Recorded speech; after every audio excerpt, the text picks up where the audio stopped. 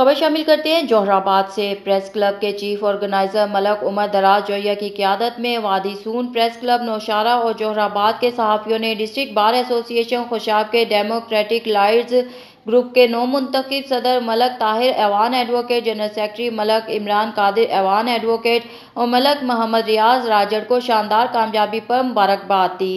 Chief organiser press club Jauharabad Malik Umar Daraz Zoya, chairman press club Jauharabad Malik Shaukat Aziz Awan, chairman press club Wadi Soon Malak Zahid Farooq ऐवान, सदर press club Wadi Soon Malak Saeed Ahmad ऐवान, senior नायब सदर पाकिस्तान तहरीक इंसाफ खुशाब इकरामुल्ला खान और दीगर ने नौ मुंतखब ओहदेदारान को फूलों के हार पहनाए।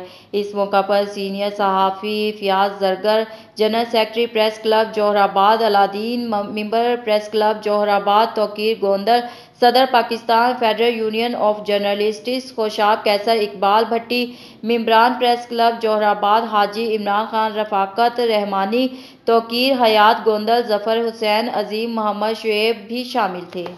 खबरों का सिलसिला जारी रहेगा। मिलते हैं एक छोटी सी ब्रेक के बाद।